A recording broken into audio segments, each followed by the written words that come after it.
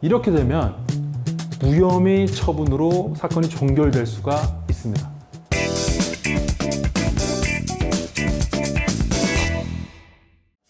니키피디아 이영곤 변호사입니다. 홍길동 씨 거짓말 탐지 조사 한번 받아볼래요? 경찰 수사를 받아보셨거나 지금 이 영상을 찾아보시는 분들 이면 한 번쯤 이 질문 들었을 수 있습니다. 거짓말 탐지 조사 받아볼래요?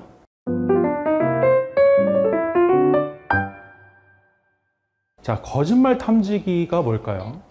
정확한 명칭은 폴리그래프 검사입니다. 폴리그래프 검사는 생리적 반응, 심박수, 혈압, 호흡, 피부의 전기 반응, 땀나는 거 이런 것들을 측정해서 진술의 진위를 파악하는 건데, 자, 거짓말이냐를 파악하는 게 아니라 진실이냐를 파악하는 겁니다. 동전의 양면이지만 진실인지를 확인하는 검사예요. 우리가 흔히 거짓말 탐지라고 부르는 이유는 수사하는 데 있어 가지고 어떤 말, 이게 거짓말인지 확인하는 데 많이 쓰기 때문에 거짓말 탐지기라고 그냥 이해하기 쉽게 편하게 그렇게 부르고 있습니다. 그런데 법원에서는 이 거짓말 탐지기로 한 증거는 증거 능력을 인정하지 않는다, 증거로 쓸 수 없게도 할 수 있어요. 그러니까 법원에서 재판받을 때 증거로 못 쓰는 자료일 수 있는 거예요. 그래서 많은 유튜브 영상에서는 아마 거짓말 탐지 조사를 받지 말아라, 뭐 애매하면 받지 말아라, 이런 영상들이 많을 겁니다. 그럼에도 불구하고 거짓말 탐지 조사 왜 받아야 할까요?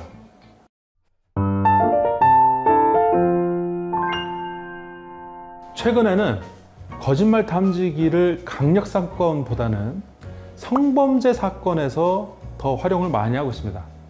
자, 살인 사건 같은 경우에는 강력 사건이죠. 이런 거는 살인 도구를 확인해요. 요거 보여주고 딴 거 보여주고 다른 칼 보여주고 하면서 뇌파 검사를 합니다. 그렇게 뇌파 검사를 하지, 요걸로 제가 살인 도구로 썼습니다 라고 이렇게 쓴다고 할 때 이 말이 진실이냐 아니냐 이렇게 판단하지는 않아요. 그런데 성범죄 사건은 피해자와 피의자의 진술만 있는 경우가 많습니다.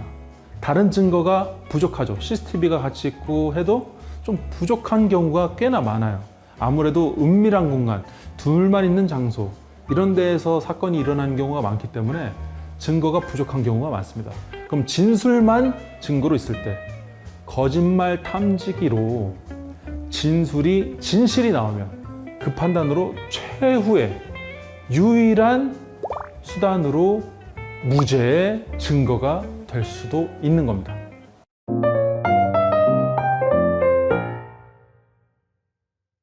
자, 실제 사례를 말씀을 드릴게요. 많이 있는 사례입니다. 여성분이 술을 마시고 기억이 없는 상태에서 강간을 당했다라고 주장하고, 남성분은 합의하에 성관계를 했다라고 주장하는 경우가 종종 있습니다. 이런 사건에서는 증거가 부족하기 때문에 거짓말 탐지기로 진술의 진실성을 판단하게 됩니다.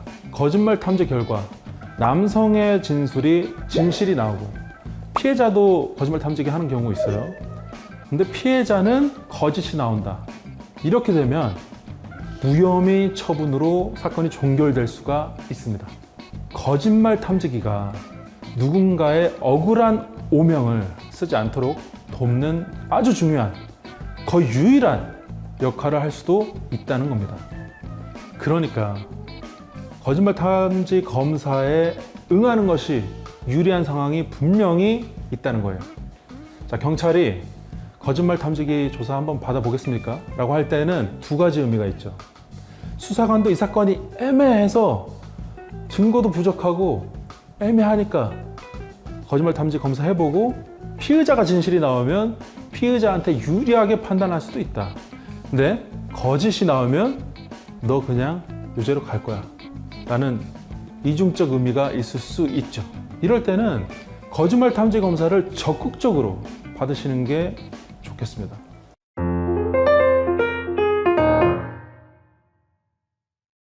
많은 변호사님들이 거짓말 탐지 검사를 받지 말라고 하죠. 그 이유가 뭘까요? 검사 과정과 질문 내용을 잘 모르기 때문입니다. 알 수가 없어요. 거짓말 탐지 검사는 검사가 아니라 당사자 둘만 참여합니다. 변호사도 그 자리에 들어가지 못해요. 처음에 이제 그러니까 그 사람이 누군지 확인하는 작업, 그 정도만 같이 하고 어떻게 된다 설명 간단하게 할 때만 같이 앉아 있을 수나 있지, 들어가서 제대로 변호사가 동참해서 조사받지를 못해요. 경찰조차도 어떤 질문이 나오는지를 잘 모릅니다. 그러니까 잘 모르니까 대응이 안 되고 그래서 준비가 안 되는 거예요. 그러나 거짓말 탐지기 조사를 그러면 거부하면 어떻게 되냐? 수사보고서에 거부했다, 거짓말 탐지 조사 거부 이렇게 뜨게 됩니다. 이 거부라는 것 때문에 거부했으면 어떤 느낌이에요? 뭔가 캥기는 게 있나 보다 이렇게 보이죠?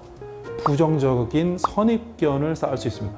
따라서 검사 여부를 신중하게 고민은 해야 되지만 어떤 질문이 나올지 어떤 답변을 할지 미리 고민해 보면서 준비를 하는 것이 굉장히 중요합니다.